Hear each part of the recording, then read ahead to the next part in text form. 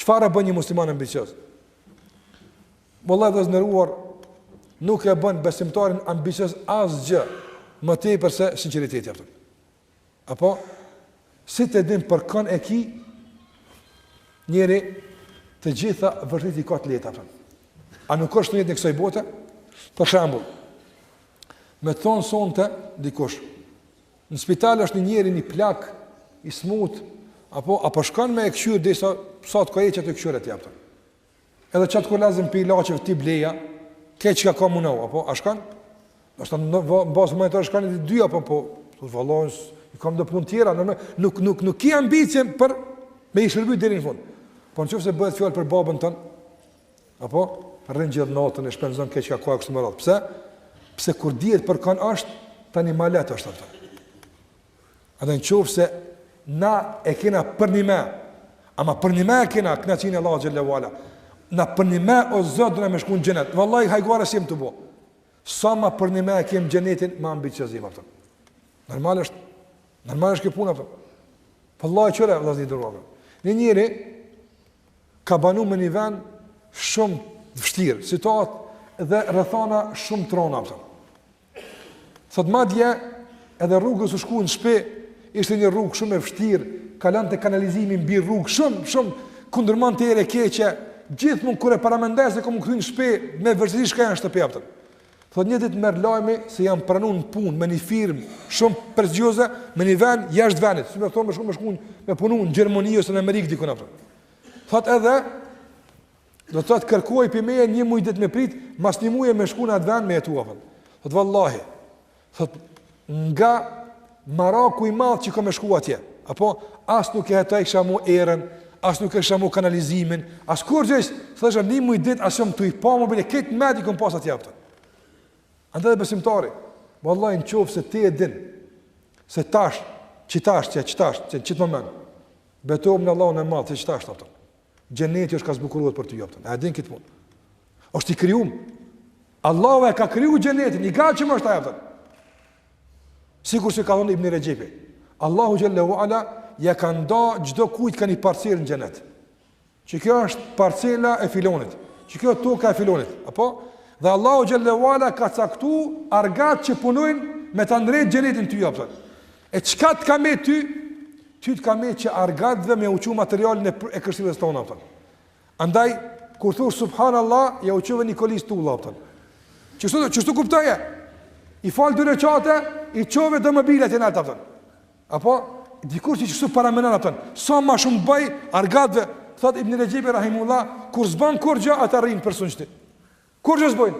Ka lanë një tur me lajkëve dhe i thojnë pse po rrini, pse po punani? I thojnë pronari i këtij veni s'është ka qenë kur gjë, po presim të çon diçka atë. Andaj çet gjithmonë punëtorëve tu atje mos i lë pa punu. Angazhoj për me ta ndrejt qysh po ki qef ti me ta ndrejt venin tën atë. Gjasa Allahu xhallahu ka mundsu që prej në tokë ti me ndrejt xhenetin tën atë. Kush që shtu menon? Apo a bëhet ambicioz vallahi po atë. Këtë kallaj dokën atë. Gjasa e din ku po don, e din çka po don.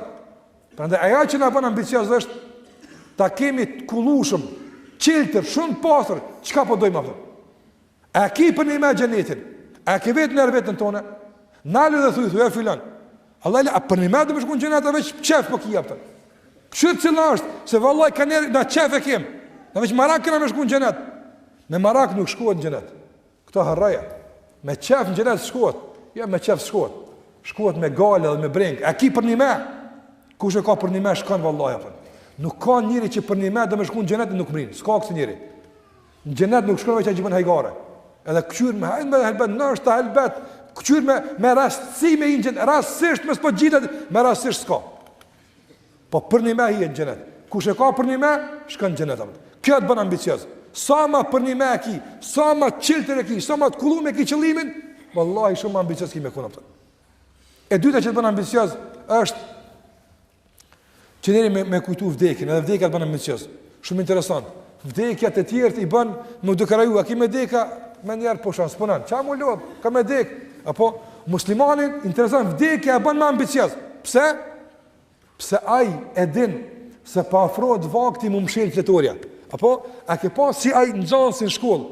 I thatë profesori, edhe 1 minutë me deri në fund. me ta marr fletën apo ai mundohet shpejt 1 minutë, edhe 10 sekonda me sa më shumë mush apo do thotë nuk e dekurajon fundi, po inkuron edhe më shumë shkruajt fletorin me dhon përgjigje sa më tepër apo. Çështë muslimani, po shkamshit fletoria, çat mush edhe çdo që merr, edhe çdo shtrenjtë apo sa më tepër me mush. Andaj vdekja muslimani nuk e dekurajon, nuk e zgënjen, por e inkurajon edhe bën me kon më ambicioz, me punu më shumë. Nga se sikur si I ka thonë Hasan al-Basriu ati njëriut në shembull e art që me miliona herë me përmend vallai nuk shterët kur, nga se ka shumë mësime në te. Kur ka kaluar një gjinazë pranë tyne I ka thonë, "Lau qama hadha, çu kemë u pa çun kom, ku kesh më shku?" Vallai kesh më bëu këtë, e din ai shumë mirë ku kesh më shku ai për srati. E din çka do të më bëu, e ka pa çka është dorë marr me veti. E ka pa çka I duhet atje. E ky njeri I gjallë po vallai kesh më bëu këtë, kesh më bëu këtë, kesh më bëu këtë. Kur e murësh Hasan al-Basriu sa mirë po dike ky për dikën tjetër, apo I tha fa in lam yakun huwa fakun anta, mos mujtaj ti çupra, ti çapo brat. Ti apo që po mundesh ti me punu aftë. Andaj të kuptuar e drejtë të vdekjes, vallai na bën me kon ambicioz. Ka njerëz disa musliman fatkeqësisht thot, po tuta kur po bënë dekën muslimani I drejtë, edhe nëse tutet pi dekës, kjo tut e ka një kuptim. Asnjëherë ose të ndryshe, sa herë frika pi dekës të lodh, të mërzit, dekurajan, është vezvese e shejtanit apo. S'ka se vao këto. Përmendja e vdekjes, nëse të ngrit me vao punë mira, ta shton të vetëmërinë, të bën produktiv, e çka pi Allahu ta zogjë atë. Andaj besimtari nuk I nënshtrohet dekës. Jo, por ai përgatitet për dekë. Ka dallim mes të dyja vao. Andaj përmendja e vdekjes padyshim se e bën besimtarin më ambicioz. E treta që na bën ambicioz është që të largohemi nga shoqëritë dekurajuese dhe zhgënjyese. Kush e ka paharin kësaj? Kush e ka paharin? Hajt se nesër dikush në migje ki dikun stim punë çapo mëson e kështu me radhë, largohu pikë këtyre njerëzve. Largohu pikë këtyre njerëzve. Bëhu vet, mos prit pikë kërkujt, apo dhe rrin shoqërinë e njerëzve që inkurajojnë, që të shtyjnë përpara. Omeri një ditë ka nejt me shokët e tij dhe ka thënë: "Temennu, hajt niçi apo keni çaf apo?" Wallahi çfarë shoqënie kanë qenë ato. Na më mbledh 5 vjet tashti. Në kohën me një sobë më thon dikujt, "Hajt çe, po flasim po çka kisha pas çaf apo." Kan frikë shumica e çevi kena çtë më ndonjë më harçit apo. Wallahi kisha pas çaf, më të kazu drejt, mos më rrajt kur di Zoti, ton me di, mos më trajt hiç, kisha pas çaf. Apo një shtëpi mirë, një kerr, një punë kurrë më shumë. Ku çapo do më shumë? Apo Omeri çka ka pas çaf? Shiko. Ka dhënë çapo që qafti. Që shoqënia e mirë, edukata e mirë, kanë ti çapo që qaf. Wallahi kanë kisha pas çaf në 1000 kuaj mi pas. E çat vjen këtë mi çu fisa bil lamta. Ti di kanë çka po që qafti. Wallahi kanë kisha pas çaf në mi pas, si për shembull 1 milion euro. Pse? Kanë vallahi mos me met fukarë muslimanëve kaç, këtë kisha buzë gjina. Këtë pasrika kisha bu. Këtë muslimanë kisha bu me dhon zakat. As të se kërkon me marr zakat. Çfarë ambicie? E kur I ka vetë një ka unë, e ti o merë, e ti s'kallzoj që apo ki qefti. Cëla është dëshira jote? Ka thonë Omeri, valla e kësha pas që fonim ju ka dhu drejt, që kjo dhomë, apo, që kem, me kone e mosht me njerëz si Ebu Ubejd el-Gjerrah. Se me pas një sopë të mosht me ta, bajegi punë të mloja e kësha kryune me ta. Nga se Ebu Ubejd el-Gjerrah është njëri që ka udhëheq betjerë për qërimin e Kutsit herën e para. Që ta kur ka hi Omeri në magar, para mëna, Kutsi atër ka qenë metropol. Ka pas kulturat shumë të qenë kështu atje. Edhe tash e kanë qëtëru musliman, jënë mbledh ata që kanë pas para muslimanëve, me ja dorëzu qelësat e qytetit, apëton kujna, ma të madhe qytetit, tash ta e kanë marë. Omeri arme do të teshat vjetra, jupën në gomar, jo në kali as ndeve, në gomar jupën, kom t'i kanë prejkë në tokë, so koni madhë. Kër e ka pa Ebu Ubejd el-Gjerrah, ka unë qërë ashta, që po vjenë me kërën këta me pa. Apo, Omeri ka ditë du më vesh bukur, po, du të më vesh mirë, po këtu e ka pas një qëllim, një mësim me odhën tjera. Ebu Ubejdi ka thonë, ja Omer, o, ja Emir në minin, o, prisi besimtarve, ti shkon një deve bële pak ma e mirë se kjo gomar, e të shkon të tesha pak ma, që të kanë hije ty, se ki mu taku ma ta, qëra ta të shumë vesh. Qëka I ka thonë Emeri, ka thonë? I ka thonë Ebu Ubejdes, inna Allahe e azzena bil Islam. Allah në ka ngrit me Islam, jo me harë në me tesha.